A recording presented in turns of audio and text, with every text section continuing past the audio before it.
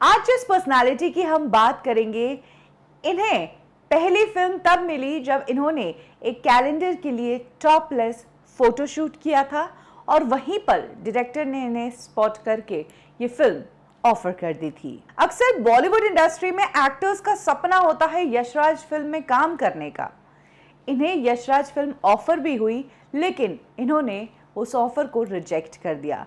न सिर्फ यशराज फिल्म का, बल्कि यशराज फिल्म वालों से रिश्ते का भी ऑफर रिजेक्ट कर दिया था। इन्हें हिंदी नहीं आती थी। करियर में इनिशियल डेज में जब ये बोलती थी तो लोग इनके स्वभाव को क्यूटनेस बोलते थे, लेकिन आगे चलकर इन्हें इनकी बुरी हिंदी की वजह से ही बहुत क्रिटिसाइज किया गया और फिल्मों से रिजेक्ट कर दिया गया। बात करेंगे rock star fame actress Nargis Fakhri की। नरगिस फकरी की लाइफ से जुड़ी वो बातें मैं आपको बताऊंगी जो आपने शायद ही सुनी होंगी। कब नरगिस फकरी को एक अडल्ट मैगजीन के लिए न्यूड फोटोशूट का ऑफर मिला, क्यों नरगिस फकरी ने बॉलीवुड ही छोड़ दिया, और कैसे नरगिस फकरी और उदय चोपड़ा के ब्रेकअप के लिए जिम्मेदार ठहराया गया रानी मुखर्जी को।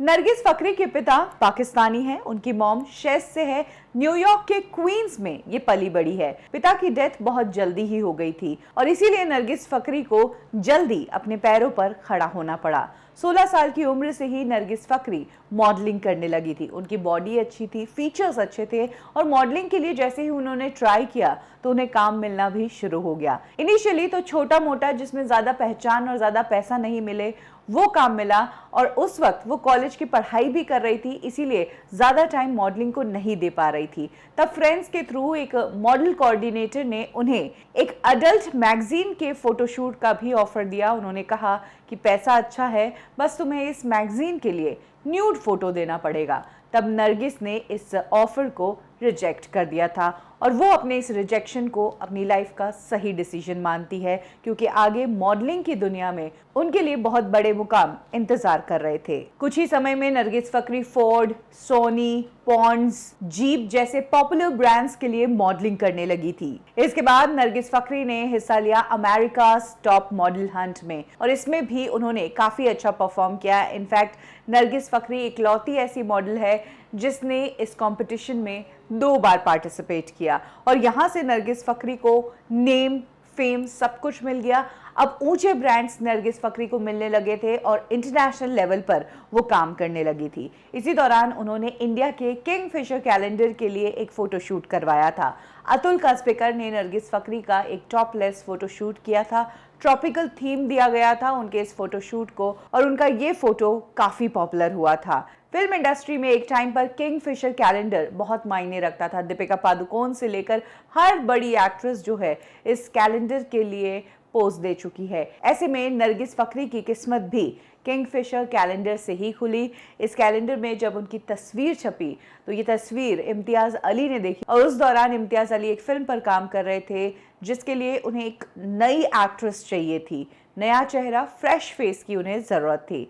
और तब इम्तियाज अली जब अपनी फिल्म रॉकस्टार के लिए फिल्म की लोकेशन देखने के लिए प्राग गए तो उन्होंने वहीं पर नरगिस फकरी को बुलाया, उनसे मीटिंग की और नरगिस को इस फिल्म में कास्ट कर दिया। नरगिस को पता नहीं था कि फिल्म मेकिंग क्या होता है, फिल्मिंग क्या होती है, लेकिन वो एक ट्राई देना चाहती थी। उन्हें ये सब इंटरेस्टिंग लग रहा था।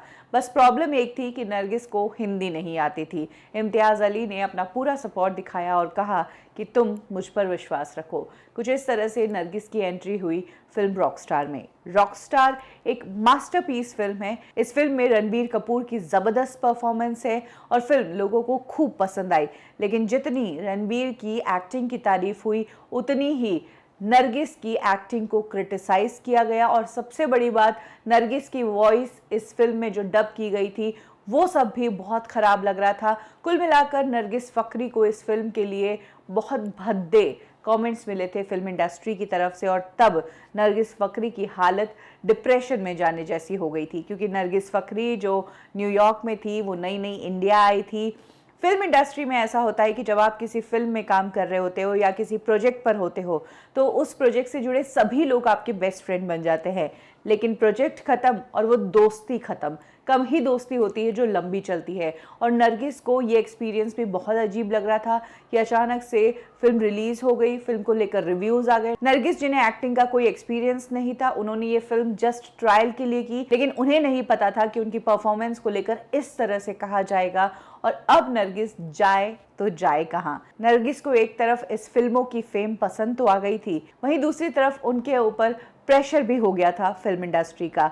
ऐसे में डिप्रेशन जैसी सिचुएशन थी और ये बात नरगिस किसी से शेयर नहीं कर पाई, क्योंकि मुंबई में उनके दोस्त नहीं थे और फैमिली को बताती तो शायद फैमिली उन्हें वहीं बुला देती। और सबसे बड़ी प्रॉब्लम ये कि फिल्म तो खत्म हो गई, उसके बावजूद अब इंडिया में रहने के लिए उन्हें वर्क वीज़ा की ज़रूरत थी। और वर्क वीज़ा आपको तभी मिलता है जब आपको कोई डायरेक्टर प्रोड्यूसर साइन करता है और वहाँ से एक रिटन में लेटर आता है, तब जाकर आपको वीज़ा अलॉट होता है। ऐसे में नरगिस फ़करी की सिचुएशन मुंबई में काफ़ी ख़राब हो गई थी फिल्म रॉकस्टार के बाद। रॉकस्टार के बाद नरगिस फ़करी ने कई सारे ऑडिशंस दिए, कई सारे प्रोडक्शन हाउसेस में मीटिंग्स की, लेकिन कुछ मिला नहीं। इसी दौरान मद्रास कैफे फिल्म बनी जो कि राजीव गांधी के असैसिनेशन पर बेस्ड थी। और इस फिल्म में एक ऐसी रिपोर्टर की ज़रूरत थी जो हिंदी तो बोलती है, लेकिन उसके हिंदी बोलने में इंग्लिश का स्टाइल आता है।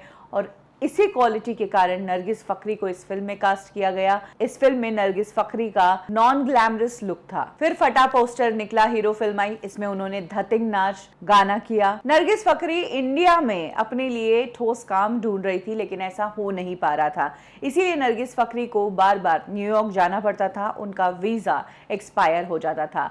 यही वो टाइम था जब नरगिस फ़करी डेट करने लगी यशराज फिल्म्स के छोटे बेटे उदय चोपड़ा को। उदय चोपड़ा और नरगिस फ़करी एक दूसरे को डेट कर रहे थे। इनफैक्ट इंडिया में तो नहीं, लेकिन हमेशा अब्रॉड ये लोग हॉलीडेज मनाते थे। ये वो टाइम था जब उदय चोपड़ा भी हॉलीवुड में अपने पैर जमा रहे थे। उन्होंने यशराज इंटरनेशनल करके अपना प्रोडक्शन हाउस हॉलीवुड में सेटअप किया था और वहाँ पर फिल्म मेकिंग के कोर्स के साथ साथ वो बिजनेस भी करने लगे थे। और नरगिस फ़करी और उदय चोपड़ा वहीं पर वक्त बिताया करते थे। कई बार इन्हें हॉलीडेज मनाते हुए देखा गया है, मालदीव्स हो या न्यूयॉर्क हो, या फिर ट्विटर पर इनकी चीज़ी टॉक्स भी सभी लोग पढ़ते थे। नरगिस और उदय चोपड़ा के चर्चे सब तरफ थे। मीडिया में तो ये तक खबरें आ गई थी कि नरगिस फ़करी जल्द ही उदय चोपड़ा के साथ अपनी शादी अनाउंस करेगी, लेकिन ऐसी कोई अनाउंसमेंट नरगिस और उदय चोपड़ा की तरफ से नहीं हुई। इसी दौरान नरगिस ने कुछ और काम भी किया इंडस्ट्री में, लेकिन आइटम सॉन्ग्स, छोटे मोटे रोल से ज्यादा कुछ मिल नहीं रहा था। किक में जो यार ना मिले उसमें काम किया। उसके बाद अजहर फिल्म में संगीता बिजलानी के किरदार में वो नजर आई। नरगिस फ़करी उदय चोपड़ा को डेट तो कर रही थी, लेकिन ताज्जुब की बात यह थी कि नरगिस फ़करी यशराज फिल्म वालों के इतने क्लोज होने के बावजूद यशराज के साथ कोई भी फिल्म में नजर नहीं आई थी। इनफैक्ट नरगिस फ़करी का यशराज फैमिली से रिश्ता इतना क्लोज था कि जब यश चोपड़ा साहब की डेथ हुई, तब नरगिस फ़करी ने उनके फैमिली के सारे रिचुअल्स जो थे वो अटेंड किए थे। इसके अलावा रानी मुखर्जी और आदित्य चोपड़ा की जिस वक्त इटली में शादी हो रही थी, तभी नरगिस फ़करी ने भी अपने सोशल मीडिया पर पिक्चर्स डाले थे इटली के ही, जिससे कहा गया कि नरगिस फ़करी भी रानी और आदित्य चोपड़ा की शादी का हिस्सा बनने गई है। अक्सर नरगिस फ़करी को मुंबई में यशराज फिल्म्स के ऑफिस में भी देखा गया। इनफैक्ट नरगिस फ़करी के लिए उदय चोपड़ा बहुत कोशिश कर रहे थे कि नरगिस फ़करी को यशराज फिल्म में कास्ट करवा दे। इसी दौरान जब उदय चोपड़ा को पता चला कि मुबारका करके एक फिल्म बनाने जा रहा है यशराज, तब उन्होंने तुरंत नरगिस फ़करी को इस फिल्म के लिए ऑडिशन देने के लिए कहा। नरगिस को लगा था ऑडिशन तो बस एक फॉर्मेलिटी है, होम प्रोडक्शन की फिल्म है, उनका सिलेक्शन तो पक्का ही है। लेकिन नरगिस को तब शौक लगा जब वो इस फिल्म के लिए रिजेक्ट हो गई और रीज़न दिया गया कि इसमें अच्छी हिंदी वाली एक्ट्रेस चाहिए और नरगिस फ़करी की हिंदी में इंग्लिश का एक्सेंट आ रहा था, इसीलिए वो इस फिल्म से रिजेक्ट हो गई। और यहाँ से कहते हैं कि उदय चोपड़ा और नरगिस फ़करी के बीच प्रॉब्लम्स शुरू हो गई। एक टाइम ऐसा भी आया जब उदय चोपड़ा और नरगिस फ़करी के बीच एक ऐसी लड़ाई हुई कि रातों रात नरगिस फ़करी इंडिया छोड़कर ही न्यूयॉर्क चली गई। इनफैक्ट उनके जो ऑन गोइंग प्रोजेक्ट्स थे उन लोगों को भी नरगिस फ़करी ने इन्फॉर्म नहीं किया। उस दौरान वो हाउसफुल 3 का प्रमोशन कर रही थी और अजहर के भी कुछ प्रमोशन के काम बाकी थे, लेकिन इन सब चीजों को बीच में ही छोड़कर नरगिस न्यूयॉर्क चली गई। तभी खबरें आ गई कि नरगिस ने हमेशा हमेशा के लिए बॉलीवुड छोड़ दिया और जो उनके प्रोजेक्ट्स है वो भी नरगिस बीच में ही छोड़कर चली गई है। हालांकि नरगिस के स्पोक्स पर्सन ने कहा कि उनकी हेल्थ कंडीशन कुछ ऐसी है जिसके तहत उन्हें जाना पड़ा, उनकी तबीयत कुछ ठीक नहीं है। कुछ दिनों बाद नरगिस फकरी फिर से इंडिया आई। इस बार जब नरगिस फकरी आई तो उन्होंने अपना फेस छुपाया और वो छुपते छुपाते मुंबई के एयरपोर्ट पर स्पॉट हुई थी। कहा गया कि नरगिस फकरी और उदय चोपड़ा में एक बार फिर से दोस्ती हुई है और इस बार ये दोनों शादी को लेकर बातचीत करेंगे। पामिला चोपड़ा जो कि उदय चोपड़ा की मॉम है, उन्होंने इस रिश्ते को हरी झंडी भी दिखा दी। नरगिस फकरी जब भी मुंबई आती थी तब उदय चोपड़ा के साथ उनके जुहू वाले बंगलों पर ही रहा करती थी। लेकिन कहा जाता है कि नरगिस फकरी को जहां उदय चोपड़ा बेहद पसंद करते थे, वहीं रानी मुखर्जी को नरगिस फकरी कुछ खास पसंद नहीं थी। रानी मुखर्जी के लिए कहा जाता है कि यशराज फिल्म्स को लेकर कुछ भी बड़ा डिसीजन जो होता है वो रानी के हाँ के बगैर नहीं हो पाता है। ऐसे में रानी मुखर्जी को नरगिस थोड़ी आउट ऑफ माइंड लगती थी, उनका सेंस ऑफ ह्यूमर अजीब लगता था। साथ ही रानी मुखर्जी को कहीं ना कहीं अंदाज़ा था कि ये लड़की सिर्फ और सिर्फ प्यार नहीं कर रही है, बल्कि इसके अलावा भी कुछ मोटिव है उदय चोपड़ा से दोस्ती करने का। हो सकता है पैसों के लिए, या इतनी बड़ी लिगेसी से उदय चोपड़ा आते हैं, शायद इसीलिए वो उदय की जिंदगी में है। और यही कारण था कि रानी मुखर्जी ने कभी भी नरगिस फकरी से कुछ खास दोस्ती या प्यार नहीं जताया। एक ये भी कारण बताया जाता है उदय चोपड़ा और नरगिस फकरी के बीच प्रॉब्लम्स का। हालांकि जहां शादी की बात अनाउंस होनी थी वो तो हुई नहीं और नरगिस फकरी एक बार फिर से इंडिया से बाहर चली गई। और न्यूयॉर्क जाते ही नरगिस फकरी ने अपना नया रिलेशनशिप दुनिया के सामने अनाउंस किया। कहा कि वो फिल्म मेकर मैट अलोंजो को डेट कर रही है। हालांकि ये रिश्ता भी ज्यादा लंबा नहीं चला, 1 साल में ही नरगिस फकरी का मैट अलोंजो के साथ ब्रेकअप हो गया।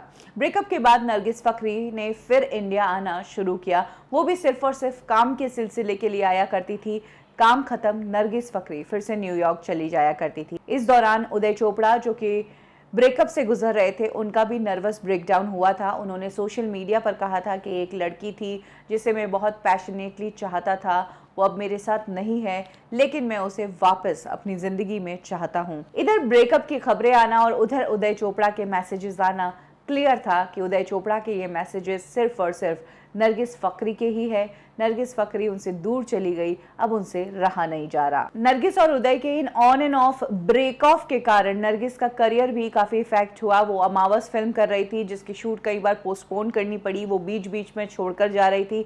इसके अलावा वेलकम टू कराची नाम की फिल्म के लिए नरगिस फकरी के कॉस्ट्यूम तक डिजाइन हो चुके थे, वो इस फिल्म के लिए फाइनलाइज हो गई थी। लेकिन इस ब्रेकअप के कारण ही जब नरगिस बाहर गई तो उनकी ये फिल्म भी उनके हाथ से चली गई। कुछ फिल्मों में सेकंड लीड के रोल और कुछ में कैमियो अपीयरेंस। इससे ज्यादा नरगिस फकरी को हिंदी फिल्म इंडस्ट्री में काम ही नहीं मिला। और तो और जिन फिल्मों में उन्होंने काम किया उन फिल्मों के लिए उनके बारे में कहा गया कि सिर्फ और सिर्फ नरगिस फकरी का फेस और ब्यूटी यूज करने के लिए उन्हें रखा गया है इस फिल्म में।